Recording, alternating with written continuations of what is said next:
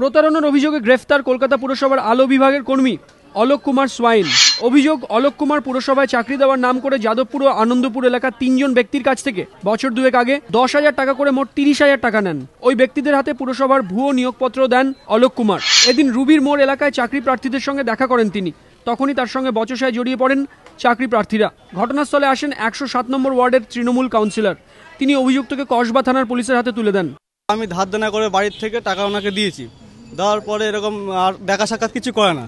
তো হঠাৎ করে মাঝে মাঝে ফোন ধরার পরে উনি বলছে পরে দেখা যাচ্ছে, পরে আসবো আমি, এইসব নানান রকমের উল্টোপাল্টা বলে। আমাদের আপাতত আমরা জানি 3 জনের কাছে নিয়েছে। এবার আরও যে লোকজন এসেছে ভিড়ভাট্টা হচ্ছে, তারা বলছে আরও লোকের কাছে টাকা পয়সা নিয়েছে। কিছু ছেলে অভিযোগ করে যে কলকাতা পৌরসভায় চাকরি করে একটা ভদ্রলোক, তাদের কাছ থেকে চাকরি দেওয়ার নাম করে টাকা চেয়েছে। যে ছেলেগুলো অভিযোগ করে তারা এবং ওই ছেলেটাকে ডেকে পাঠানো হয়। তারা আসার পরে ছেলেটি স্বীকার করে যে আমি টাকা নিয়েছি, টাকাটা ফেরত দিয়ে দেবো। পরবর্তীকালে এদের অভিযোগের ভিত্তিতে পুলিশ তাদের আটক করে। অভিযোগ, এর আগেও একাধিকবার অলোক কুমার সোয়াইনের প্রতারণার শিকার হয়েছেন আরও বেশ কয়েকজন। ঘটনার তদন্ত শুরু করেছে কসবা থানার পুলিশ। অর্ণব মুখোপাধ্যায় ও রুমা পালের রিপোর্ট, এবিপি আনন্দ।